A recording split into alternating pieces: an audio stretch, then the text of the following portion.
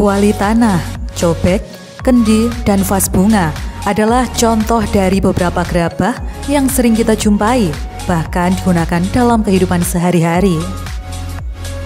Keberadaan gerabah sendiri memang sempat terancam dengan kehadiran perkakas maupun souvenir plastik yang dianggap lebih tahan lama dan praktis.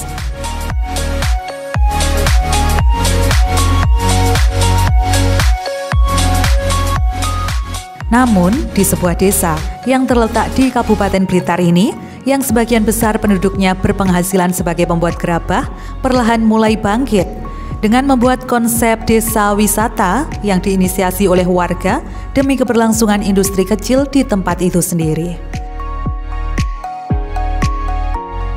Wisata edukasi Kampung Gerabah dimulai sejak tahun 2010, namun mulai memberikan perhatian serius pada tahun 2014.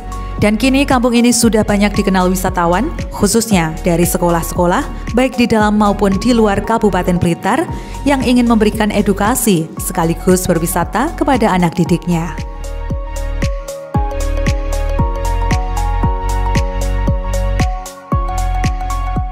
Berlokasi di Dusun Precet, Desa Plumpung Rejo, Kecamatan Kademangan, Kabupaten Blitar, Kampung Gerabah ini terletak tidak jauh dari Kampung Coklat yang masih satu kecamatan.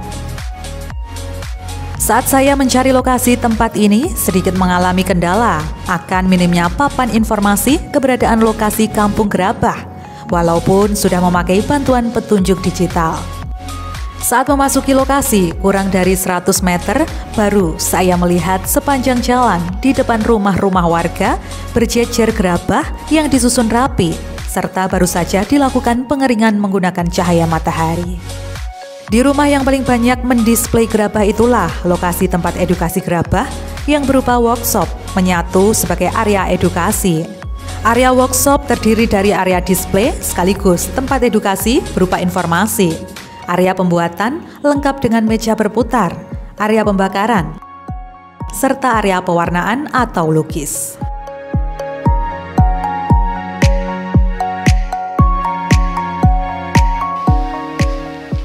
Hai teman-teman pesona wisata yang ada dimanapun kalian berada. Bersama saya Afida Salsabila Zahra, kali ini kita akan mengunjungi salah satu destinasi pariwisata yang ada di Kabupaten Blitar. Tepatnya ada di Kampung Gerabah, Desa Plumpung Rejo, Kecamatan Kademangan, Kabupaten Blitar. Nah, pasti teman-teman di rumah penasaran kan gimana nih serunya pembuatan gerabah itu sendiri. Yuk ikutin aku terus ya.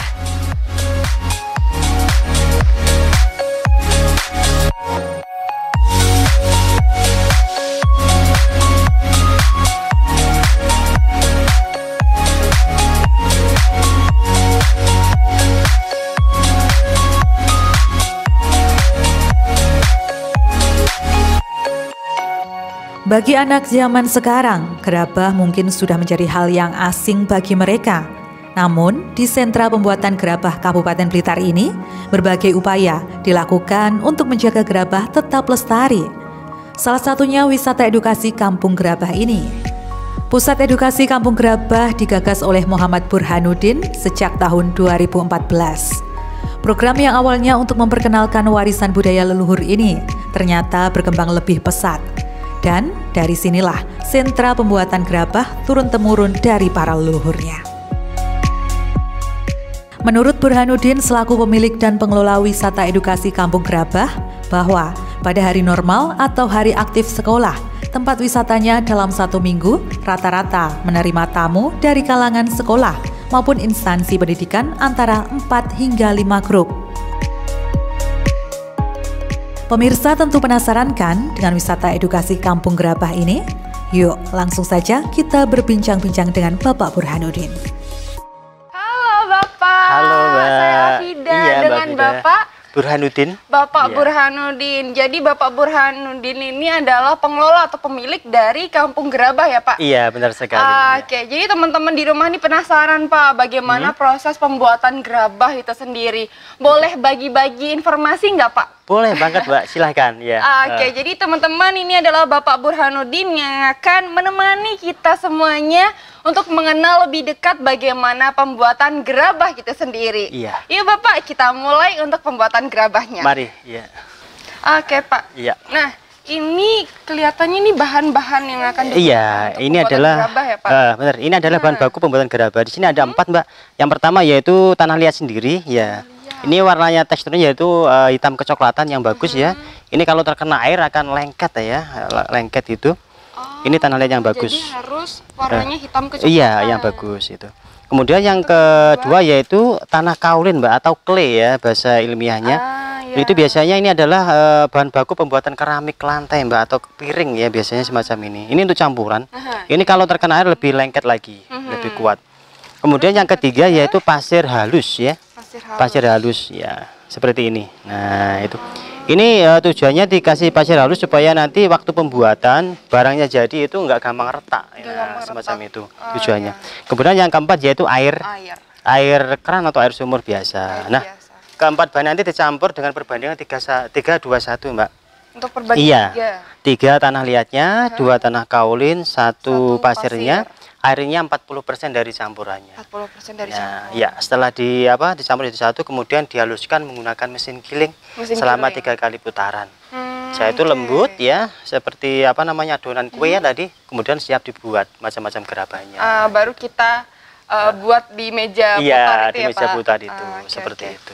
Terus Pak, dari sana, semisal produknya sudah jadi, langsung kita panaskan terlebih dahulu. Kita keringkan dulu di dalam ruangan, Mbak. Jadi bukan langsung di sinar matahari. Tidak boleh, Mbak. Karena kalau langsung nanti bisa ada retak. Harus di dalam ruangan dulu antara sekitar 3 sampai 4 hari ya, setelah benar-benar kering ya. Nanti setelah benar-benar kadar airnya berkurang banyak, nanti baru bisa dijemur di terik matahari.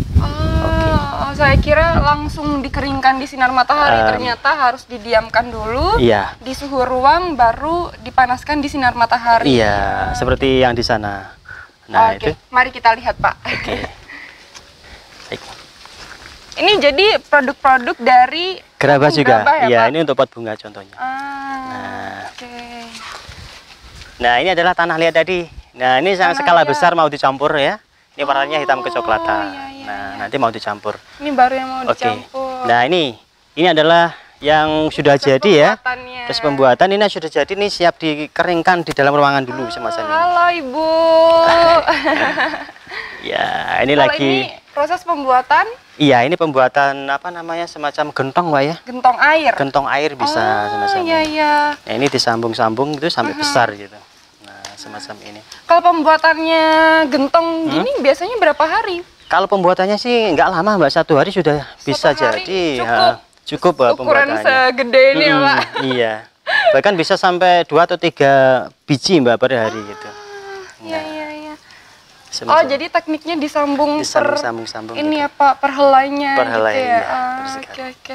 Jadi habis ini didiamkan di suhu didiamkan dulu di sini semacam ini ya, nanti sekitar 3 sampai 4 hari. Kemudian nanti baru ditata dalam tungku pembakaran dan dibakar ya menggunakan api. Jadi habis dipanaskan sudah mulai mengering. Iya. Baru dibakar di tungku pembakaran. Ada tungku pembakarannya.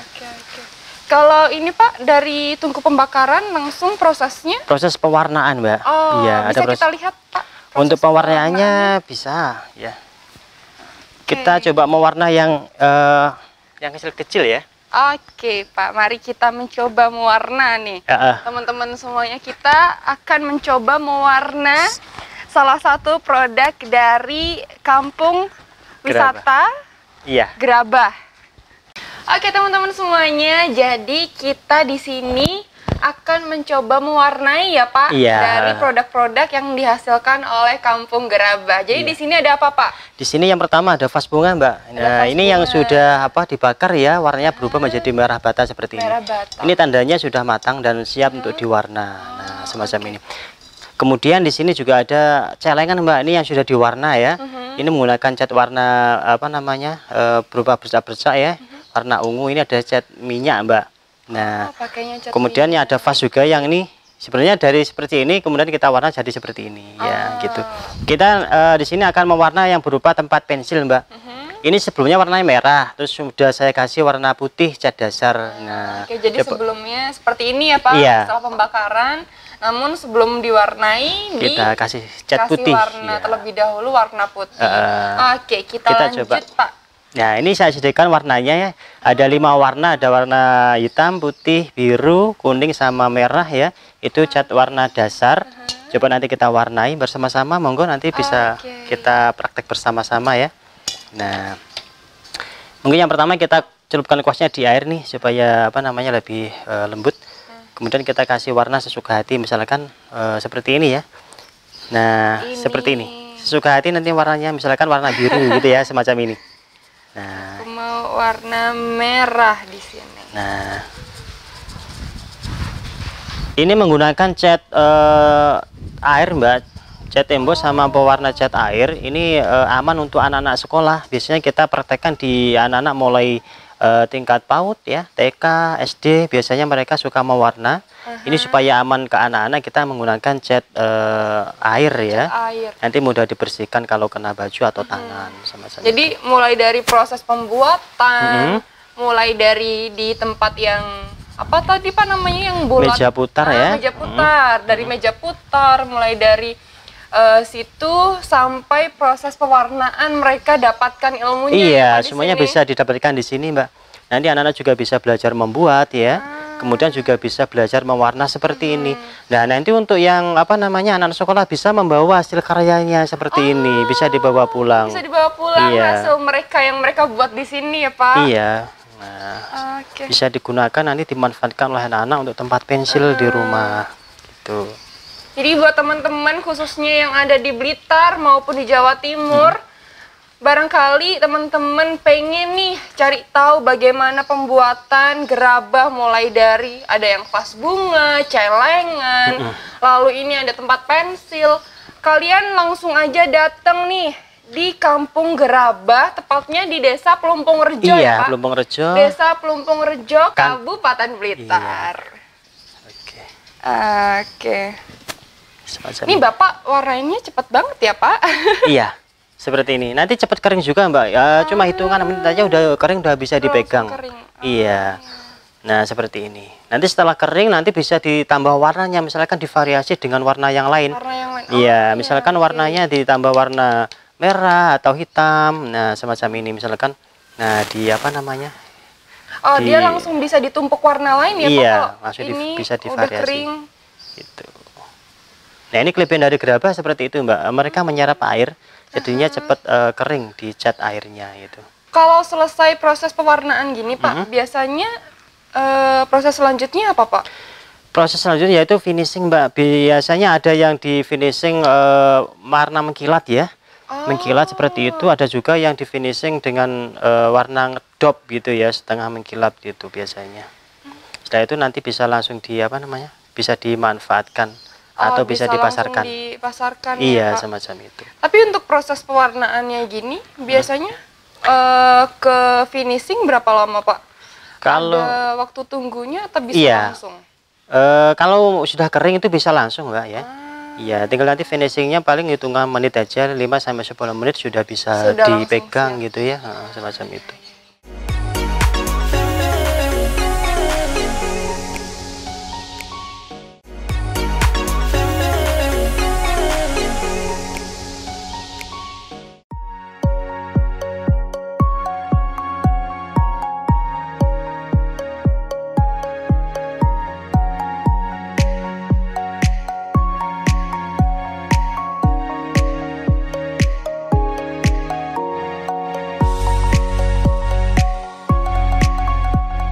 Wisata edukasi Kampung Gerabah ini memang memberikan keunikan pada pengunjung wisatanya, yaitu mereka tidak hanya mendapatkan informasi tentang jenis gerabah dan material untuk pembuatan gerabah itu, namun juga bisa praktek langsung mulai dari nol, yaitu mulai dari membuat, membentuk, dan melukis gerabah itu sendiri.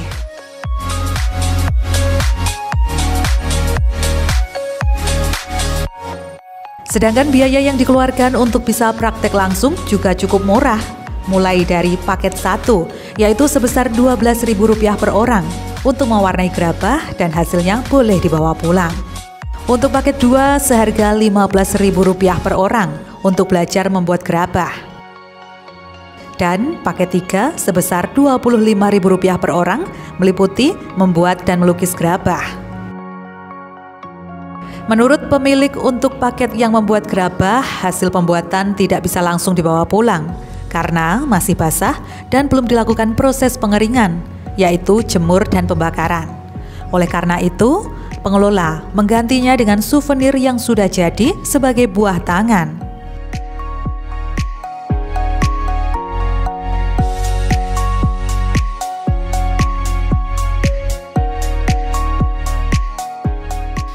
Halo teman-teman semuanya, jadi kali ini saya Afida Salsabila Azahra sedang berada di wisata edukasi Kampung Gerabah bersama Bapak Burhanuddin. Selamat siang Bapak. Selamat siang Mbak. Jadi kali ini kita akan mempraktekkan ya Pak, bagaimana proses pembuatan gerabah itu sendiri. Oke, kita mulai aja Bapak. Iya, untuk membuat gerabah sendiri kita memerlukan alat Mbak ya. Yang pertama yaitu meja putar seperti ini.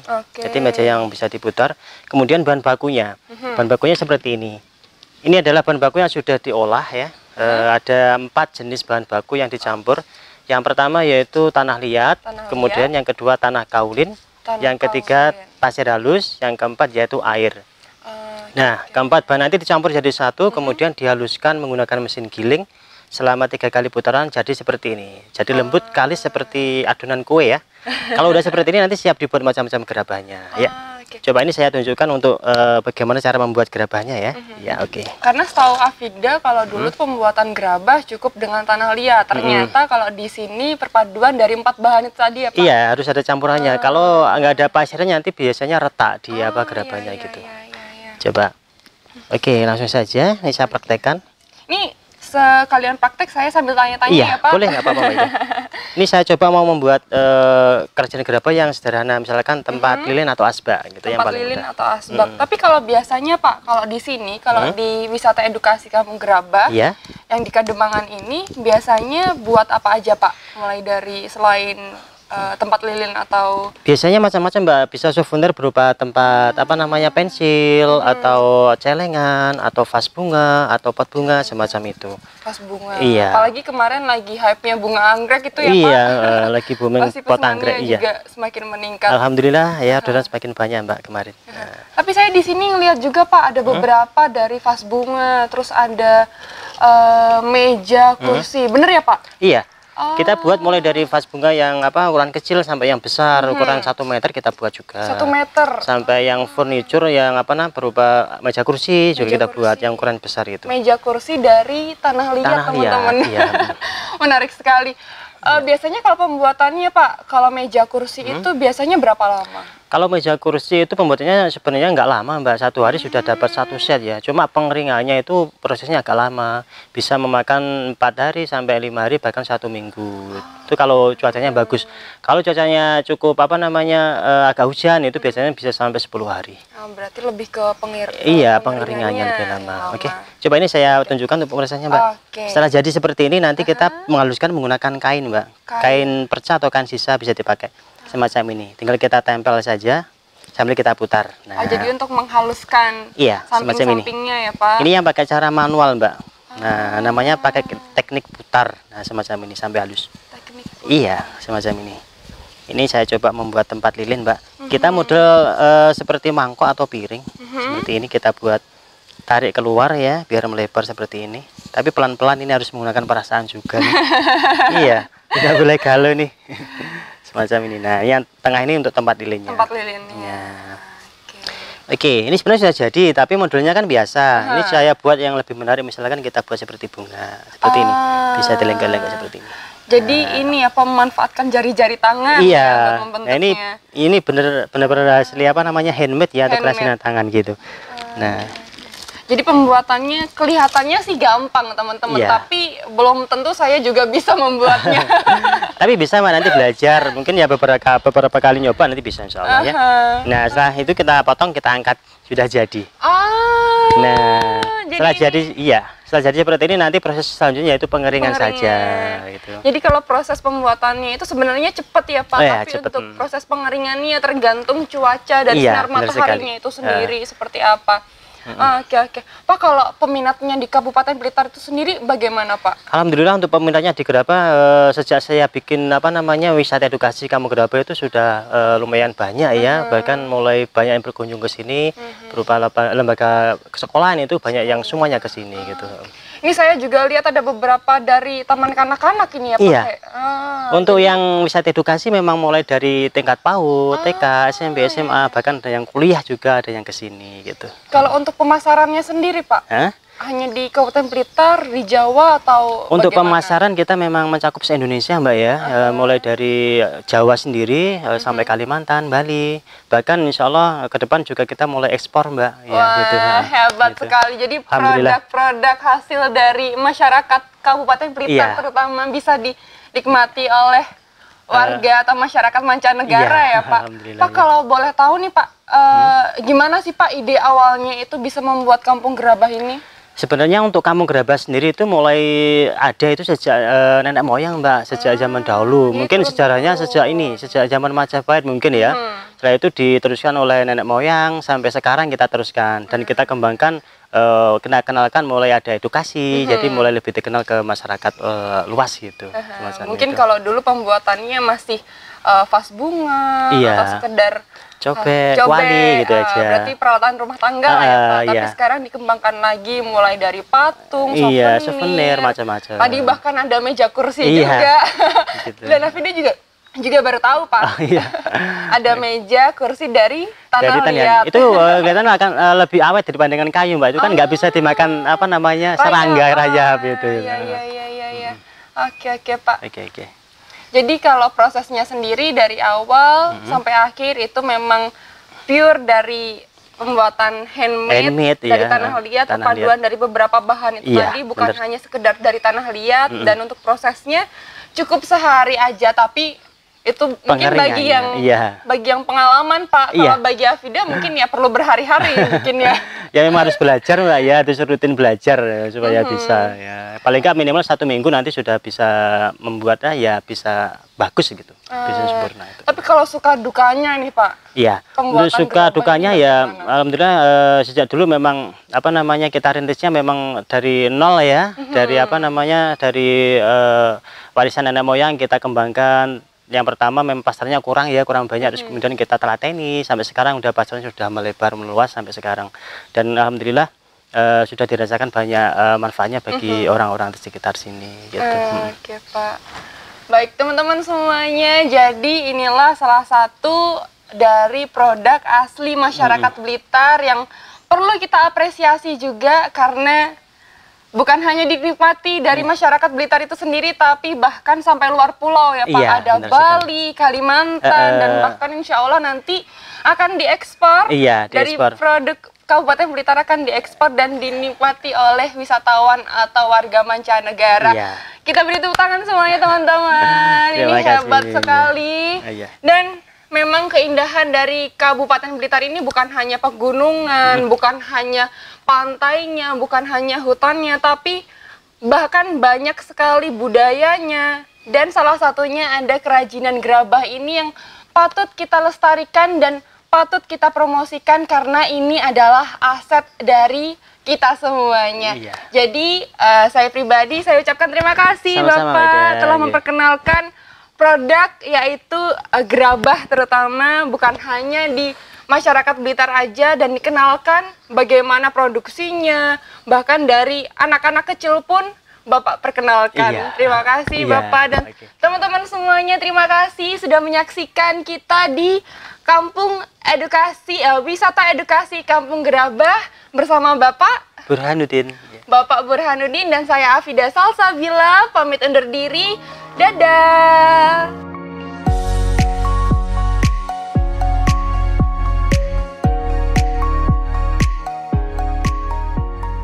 Dengan keramahan dan suasana yang menyenangkan dari pengelola wisata edukasi Kampung Gerabah ini, sangat disayangkan untuk dilewatkan jika berkunjung ke Kabupaten Blitar.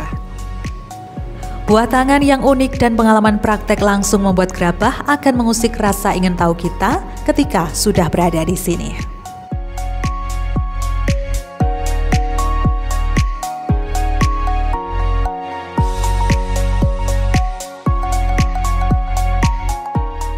Demikian episode Pesona Wisata di Kampung Gerabah, Desa Plumbungrejo, Kecamatan Katembangan, Kabupaten Blitar. Sampai jumpa di Pesona Wisata episode selanjutnya.